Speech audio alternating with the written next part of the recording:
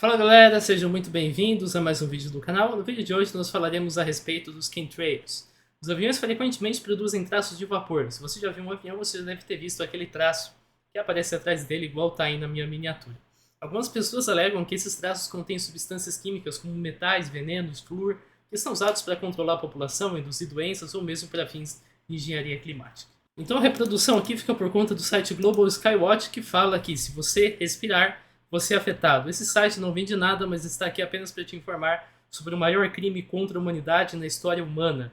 Também está aqui para te ajudar a descobrir por que e seus amigos e família podem ter se tornado cronicamente doentes nos últimos 10 anos. É chamado a maior operação aérea na história. É chamada a maior operação militar na história. Muitos consideram a operação mais letal em toda a história da humanidade. Eu quero aproveitar para fazer um convite. Se você gosta do canal, se você gostaria de apoiar o canal, você pode dar uma olhada no nosso Apoia-se. O link está aí na descrição. Para isso você vai naquela lista de links e você vai encontrar o Apoia-se lá em primeiro lugar. Então aqui você pode contribuir e com isso você tem acesso aos vídeos com antecedência. Então o meu vídeo, que saiu, por exemplo, às 7h30 sobre o Californication, saiu, na verdade, para quem está no Apoia-se, à 00h05. Então as pessoas têm acesso aos vídeos com antecedência, quando estão inscritas aqui no Apoia-se. Uma vez feito isso, vamos para o vídeo. A gente precisa entender, então, que nós temos os chemtrails, e a contra-alegação principal é que os chemtrails são, na verdade, contrails, encurtamento de condensation trail, ou seja, meramente vapor d'água. Traços de condensação são eliminados da turbina de um avião, então é primordial a gente entender como a turbina de um avião funciona. Tem dois tipos principais de motores de avião, e esses subtipos que a gente vai abordar a seguir. Motor a hélice e a jato. Ambos funcionam de maneira similar no tocante à formação de vapor.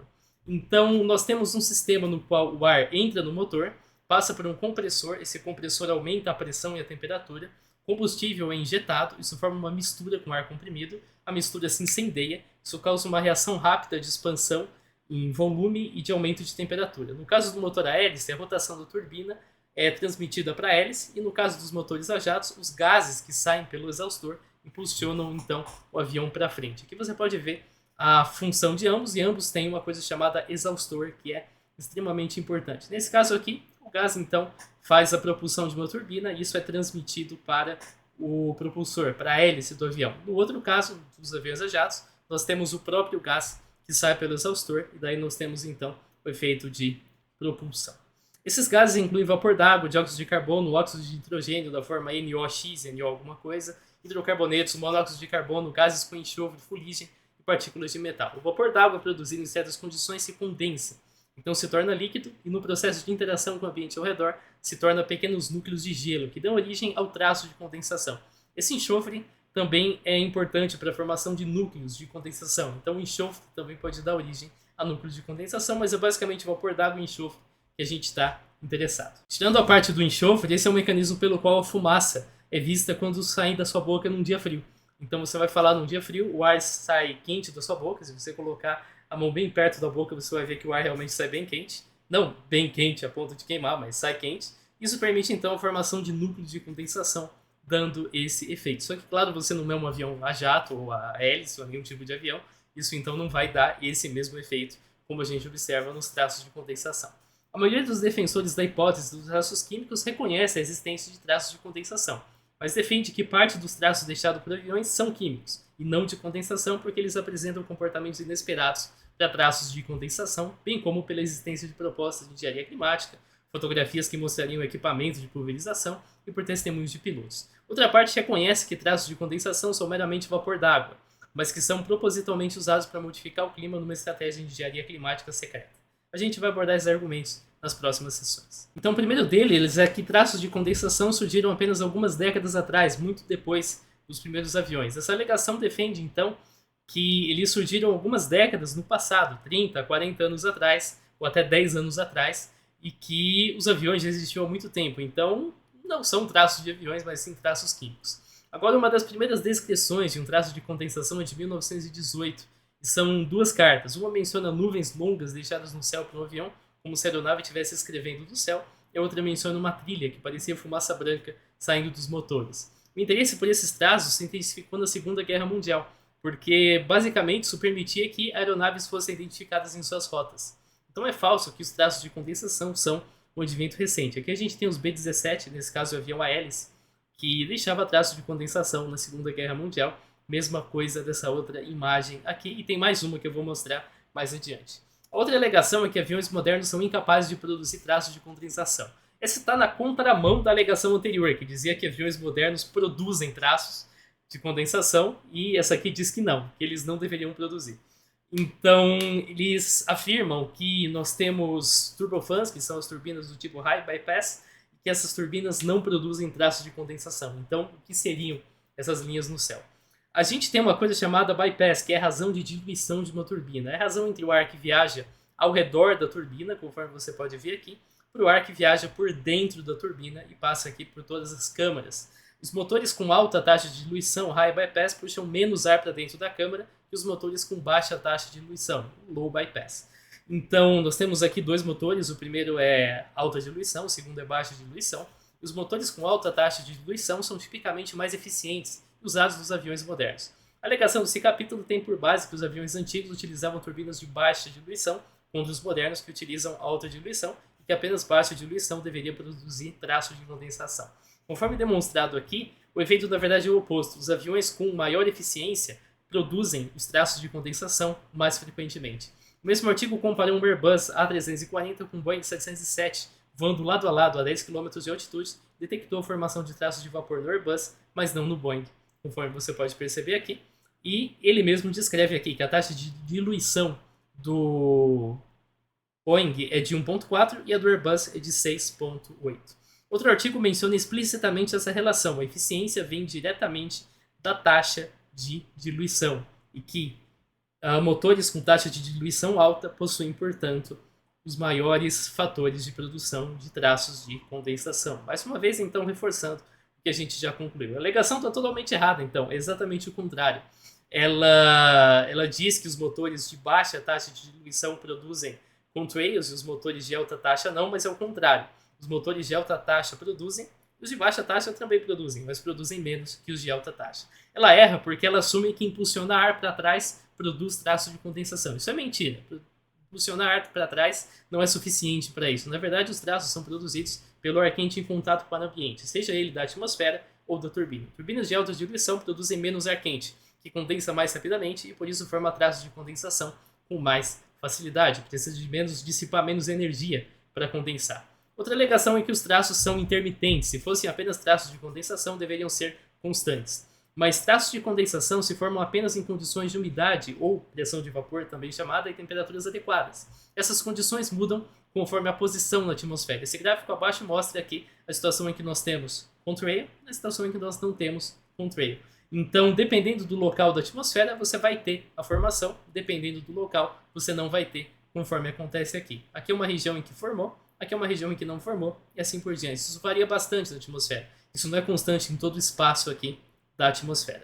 E por que aviões voando perto não produzem os mesmos traços? A sessão anterior respondeu parcialmente essa pergunta. Trechos diferentes do céu, por mais que correspondem a poucas centenas de metros, possuem condições atmosféricas diferentes e podem ou não gerar traços caso um avião estiver ali. Além disso, é realmente difícil diferenciar a olho nu a altitude dos aviões. O experimento redimensionou a mesma imagem. Eu quero que você me diga, você vê diferença entre essas três? Pois é, elas foram redimensionadas para um avião a 35 mil pés, 34 mil pés e 32 mil pés. Uma diferença de 300 para 1000 pés, 600 para 2000 pés e 900 para 3000 pés. E o avião parece exatamente estar do mesmo tamanho, conforme você pode ver aqui. Então é bem difícil diferenciar aviões com a mesma altitude de aviões com altitudes diferentes. Então, por mais que um pareça formar o contrail e outro não pareça formar o contrail, pode ser porque eles simplesmente estão em altitudes diferentes e não na mesma altitude. Por fim, a gente já verificou que diferentes modelos de aviões possuem diferentes taxas de diluição. Isso influencia na formação dos traços de vapor.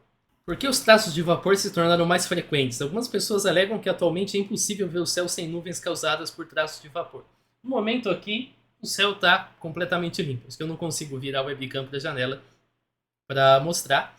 E uma busca no X por nenhuma nuvem no céu, revela vários registros de fotos contemporâneas em que nenhum traço de condensação é visto, conforme você pode ver aqui. Perto de aeroporto é óbvio que você vai ver, mas longe de aeroporto não. Agora, é fato que traços de vapor se tornaram mais frequentes. Isso se deve a vários fatores. Um deles já é conhecido, que é o uso de turbinas com maior taxa de diluição. O outro é o tráfego aéreo, que aumentou consideravelmente nas últimas décadas, conforme essa pesquisa aqui revela. Olha só, um crescimento aqui quase que exponencial desde lá da década de 70 até hoje. Aqui está em volume de carga e de passageiros, tem uma queda em 2008, acho que você consegue imaginar por quê.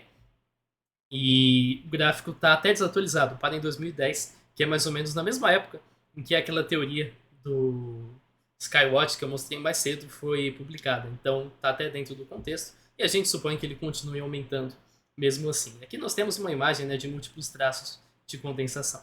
E por que às vezes eles fazem curvas e círculos? A resposta é porque os aviões fazem curvas e círculos. Isso acontece próximo do aeroporto geralmente, porque você tem um congestionamento, você tem um clima ruim, você tem uma pista ocupada, e aí você precisa atrasar o pouso e o avião fica percorrendo ali em círculos em volta do aeroporto até que ele pouse. Aqui a gente tem um exemplo de processo circular em que é feito e provavelmente é o que aconteceu nesse exemplo aqui de traço de condensação circular. Porque eles fazem formas estranhas? A gente tem vários casos, por exemplo, a instabilidade de Kelvin-Helmholtz, em que nós temos uma diferença de velocidade na interface entre dois fluidos, no caso, o traço de condensação e o resto do ar, e nós temos essas ondinhas aqui. Basicamente, ele transforma o traço de condensação em uma série de ondinhas. Isso acontece com nuvens também, não só com traços de condensação. Em outros casos, os traços de vapor formam o que parecem ser cromossomos, conforme você pode ser visto aqui. Isso chama-se instabilidade de Crow. E nesse caso, os pares de traços são vórtices, que vão girando em sentidos opostos. Nisso, eles se interagem e formam um padrão de amplitude, que atinge o valor maior possível, portanto, a maior distância do cromossomo. Aí eles colapsam e depois eles atingem o menor valor possível, portanto, o momento em que eles estão juntos. Por fim, a gente tem uma situação de zigue-zague, em que isso é causado por ventos em diferentes direções, conforme a altitude. Por que os traços bifurcam? Se tem uma turbina, é esperado que ela produza apenas um traço de condensação.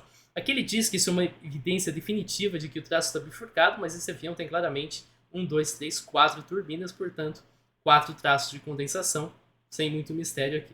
Outra imagem mostra, de fato agora, um avião também com 2 turbinas, mas dessa vez nós temos a produção do que parecem ser 4 traços de condensação depois. Isso parece o mesmo caso dos vórtices, um efeito gerado pela interação entre cada um desses traços aqui, que produzem picos e vales. Então nós temos regiões em que o traço existe e regiões em que o traço não existe.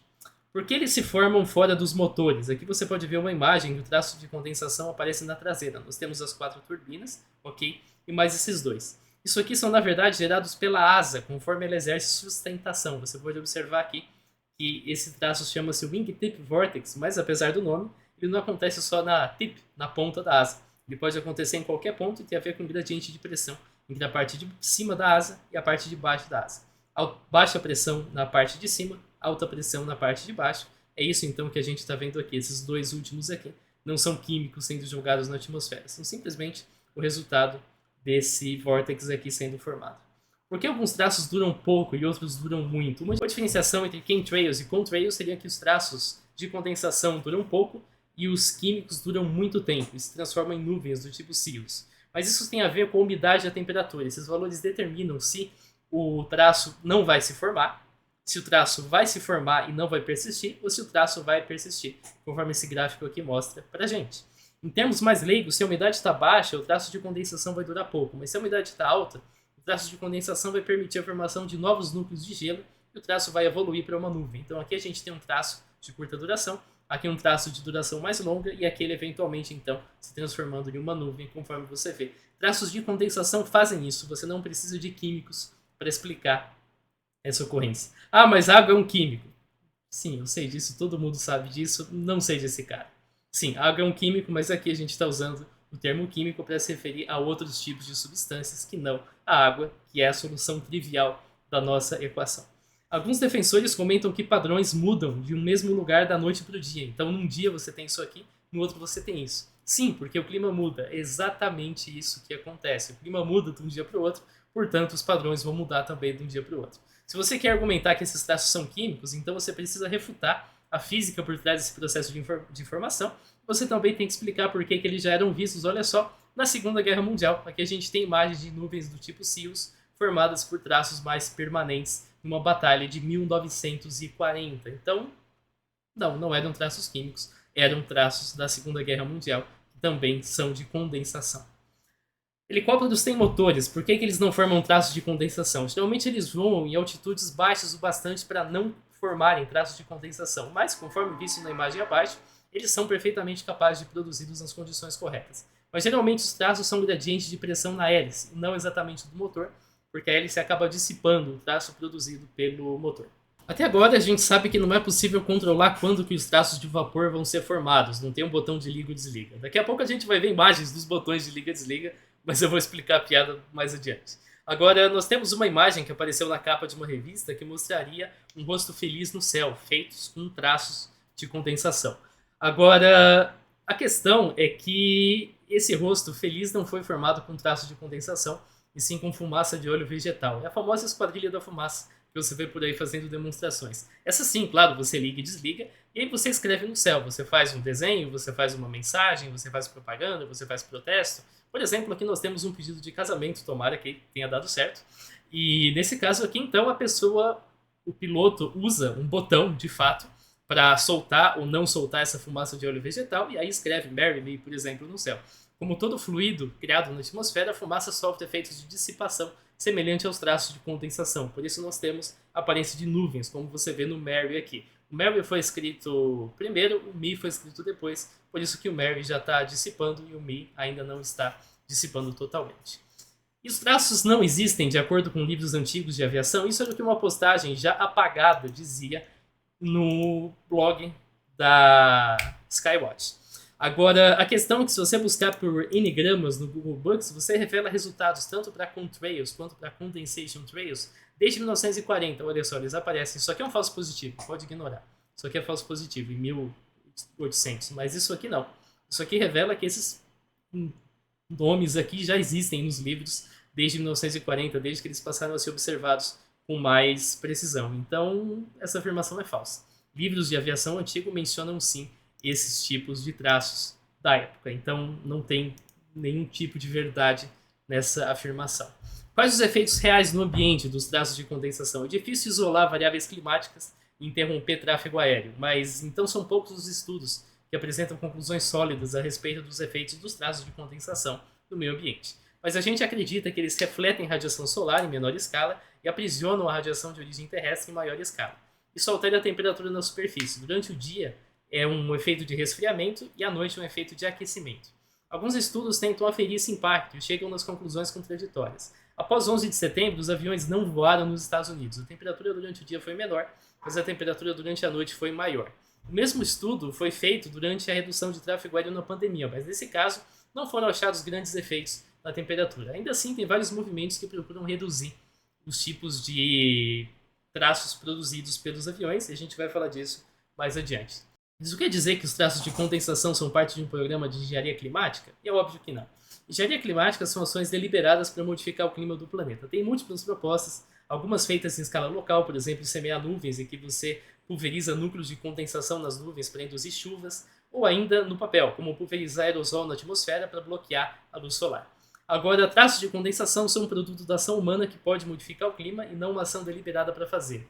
Evidência disso é que os aviões se mantêm nas suas rodas usuais e não fazem padrões arbitrários como esperado caso fosse bloquear a luz solar. Dessa forma, afirmar que traços de condensação são engenharia climática é equivalente a afirmar que a poluição atmosférica gerada por indústrias, aquelas chaminés saindo fumaça, ou a deposição de lixo no oceano também são. Sim, essas coisas têm impacto no clima, mas essas coisas não são engenharia climática propriamente, não são pessoas fazendo isso de propósito para alterar o clima, são só consequências da ação humana.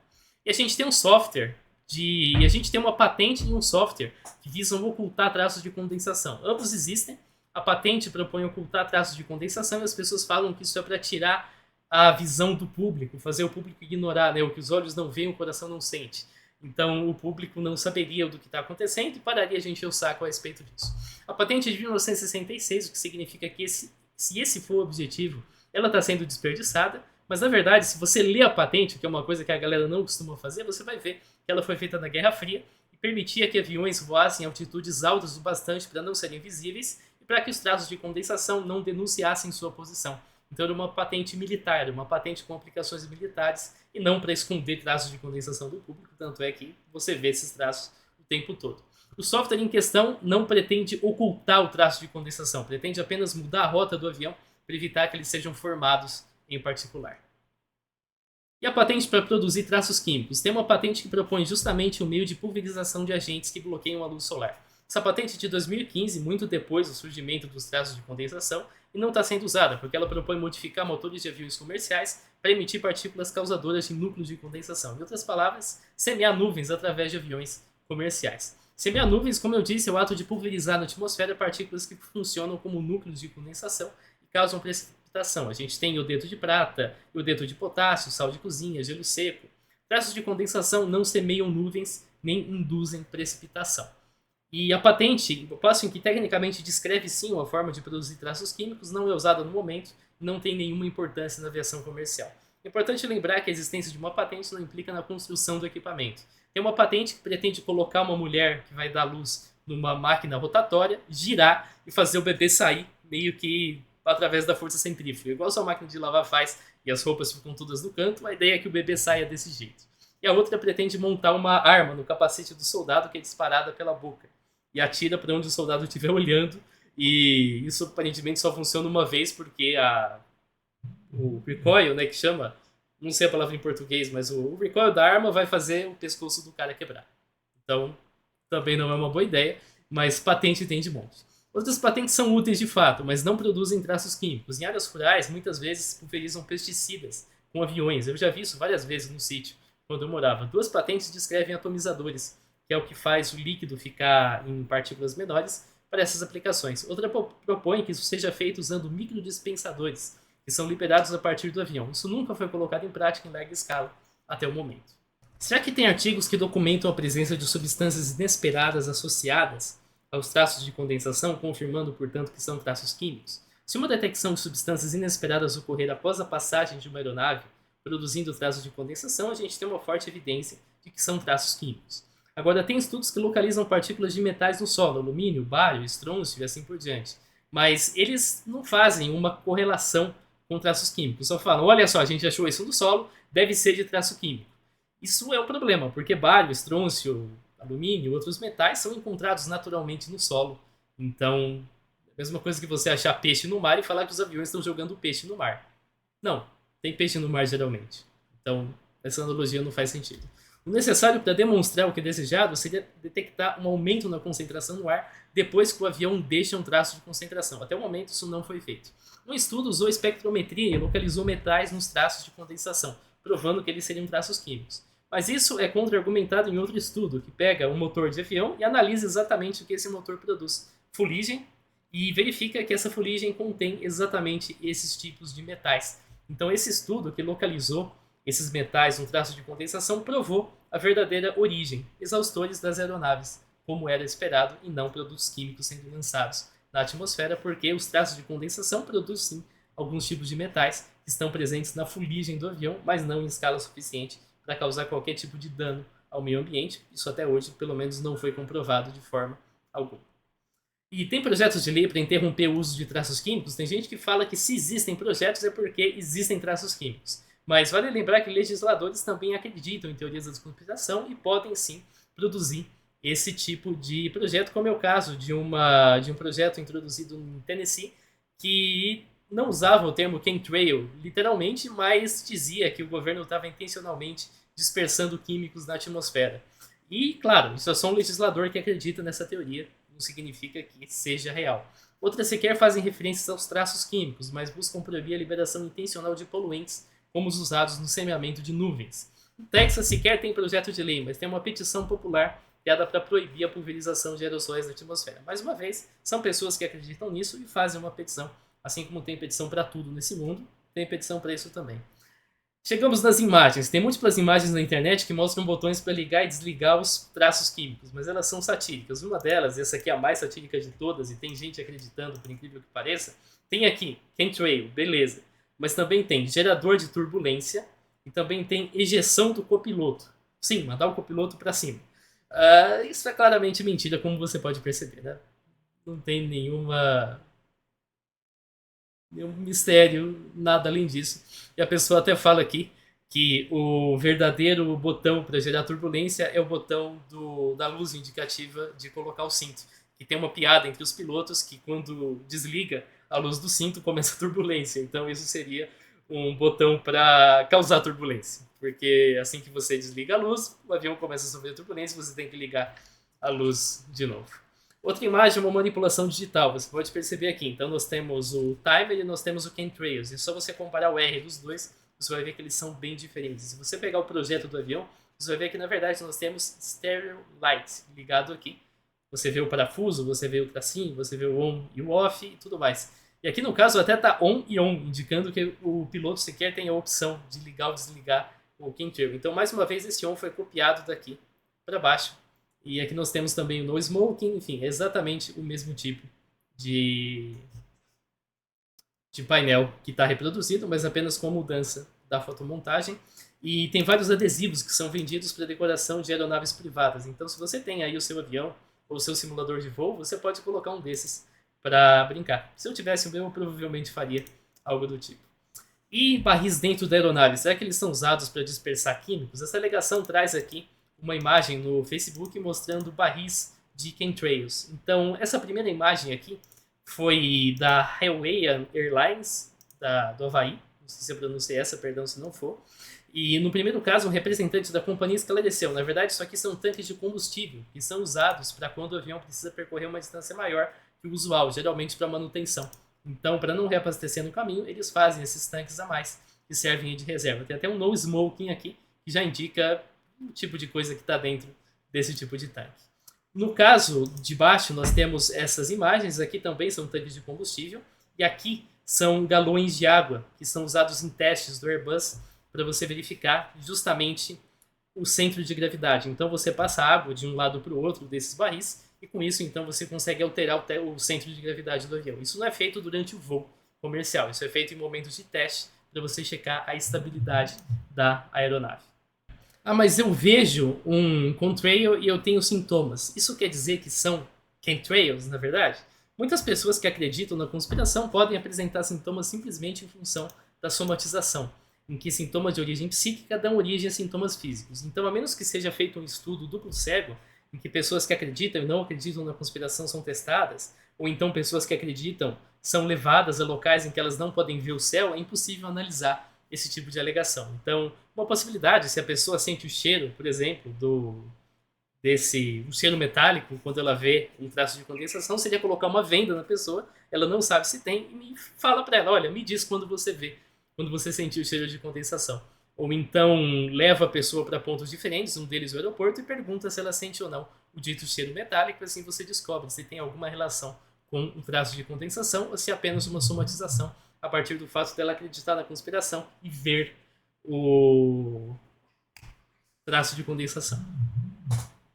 O que dizer dos denunciantes? Tem 333 mil pilotos em atividade na aviação, de acordo com essa fonte, e 137 mil engenheiros aeronáuticos. Isso significa que pelo menos 470 mil pessoas precisam conhecer a operação secreta e se manter em silêncio. Isso é bem difícil de você conseguir. Duas pessoas, como disse o Lito lá no vídeo dele sobre aviação, eu acho que foi ele, eu sempre assisto alguns vídeos para saber qual é o estado da arte do tema antes de produzir o meu. Então ele disse, 2 pessoas já é difícil de manter o segredo, imagina 400 mil, é a mesma coisa aqui, é exatamente a mesma situação. Ainda assim são pouquíssimas as que supostamente denunciam a conspiração, eu vou analisar as que eu encontrei. Um deles não tem o nome divulgado, mas ele é um piloto, você vê ele com o uniforme de piloto no avião. Ele diz acreditar nos chemtrails e diz que eles são o mal necessário. Mas uma crença pessoal sem provas não prova a existência. O piloto pode apenas achar que eles existem, mas estão além da sua compreensão, do mesmo jeito que um piloto pode acreditar em alienígenas sem nunca ter visto um deles, um oficial do governo e assim por diante. O outro é James. O James afirma que ele instalou um dispositivo de pulverização no avião militar. Isso pode ter a ver com semeamento de nuvens, por exemplo, e não necessariamente com traços químicos. A outra é a Kristen Megan, que alega que testemunhou bário e alumínio ser transportado para bases militares. Mas esses metais têm uma série de outros usos. Por fim, Ted Gunderson é um ex-agente do FBI que alega que traços químicos são reais. Mas na mesma época ele diz que a administração do Obama encomendou 30 mil guilhotinas para matar seus críticos e 500 mil caixões para enterrá-los. Isso nunca aconteceu, o que faz a gente questionar a qualidade dessas alegações produzidas pelo Ted. O Edward Snowden, por sua vez, alegou ter acesso à base de dados da CIA e pesquisado por vários tópicos, aliens, pousos na Lua, etc., entre eles chemtrails, e ele não encontrou absolutamente nada de relevante. Ou seja, concluiu, de acordo com o próprio depoimento dele, chemtrails are not a thing, ou seja, chemtrails não existem, não são nada com o que se preocupar. Conclusões. A gente pode concluir que os traços químicos alegados pelos defensores dessa teoria da conspiração são simplesmente traços de vapor produzidos pela formação do núcleo de condensação. Todos os comportamentos supostamente anormais dos traços são explicados pelas dinâmicas de traços de vapor. Traços de condensação provavelmente causam efeitos no ambiente, se esfriam durante o dia e aquecem durante a noite, mas isso é apenas um efeito das ações humanas e não uma ação proposital de engenharia climática. Tem projetos de engenharia climática que envolvem pulverização, mas eles são fundamentalmente diferentes dos traços de condensação. E as patentes que eu mostrei ou nunca foram aplicadas ou são dedicadas à pulverização agrícola. Botões e galões de aeronaves são respectivamente fotomontagens e instrumentos para reserva de combustível ou controle de centro de gravidade em aviões durante o teste. E apesar das centenas de milhares de pessoas que precisariam conhecer a conspiração e manter segredo, os poucos informantes que a gente tem apresentam informações insuficientes ou de veracidade duvidosa. Valeu por você que assistiu e a gente vê